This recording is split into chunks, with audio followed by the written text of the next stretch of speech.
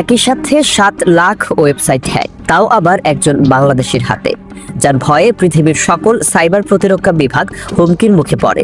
অবাক করার মতো ব্যাপার হলো যে আমাদের দেশের মোট জনসংখ্যার 30% লোকই ইন্টারনেট ব্যবহার করেন, অথচ প্রযুক্তির দিক থেকে এই দেশ এখনো অনেক পিছিয়ে।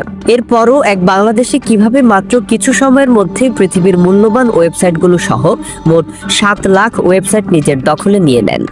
বন্ধুরা, হ্যাকিং দুনিয়ায় বাংলাদেশ যে সম্মানজনক অবস্থানে রয়েছে তা আমরা হয়তো ঠিকভাবে উপলব্ধি করি না। শুধু বাংলাদেশ নয়, পৃথিবীর সবচেয়ে ভয়ঙ্কর কুখ্যাত হ্যাকারদের তালিকাতেও যে নামটি রয়েছে তা হলো বাংলাদেশের টাইগার ম্যাট। আজ আমরা দেখব সেই কুখ্যাত হ্যাকার বাংলাদেশের গর্ব টাইগার ম্যাট সম্পর্কে। 2011 সালের 19 অক্টোবর তারিখে একসাথে প্রায় 7 লাখ ওয়েবসাইট হ্যাক হয়ে যায়, যেগুলোর মধ্যে 20FM ব্লাস্ট ম্যাগাজিনের মতো বড় বড় ওয়েবসাইটও ছিল।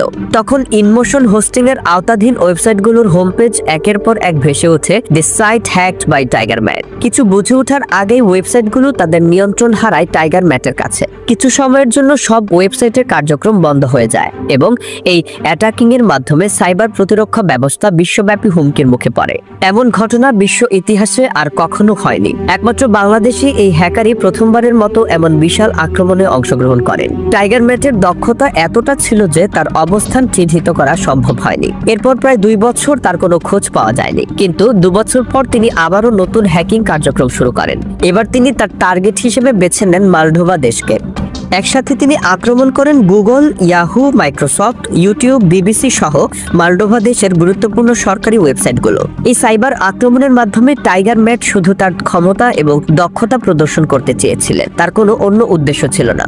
8 জানুয়ারি 2011 সালে শনিবার সন্ধ্যায় বাংলাদেশের সাইবার নিরাপত্তার দুর্বলতা ব্যবহার করে তিনি কিছু সময়ের জন্য গুগলের বাংলাদেশ এরিয়া নিয়ন্ত্রণ করেন।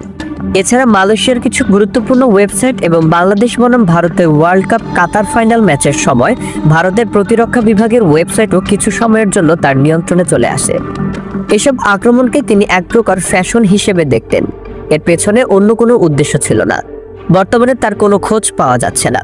হয়তো তিনি নতুন কোনো সাইবার আক্রমণের পরিকল্পনা নিয়ে আবারও হাজির হবেন। ভিডিওটি কেমন লাগলো কমেন্ট বক্সে আপনার মতামত জানাবেন। জন্য গুড বাই।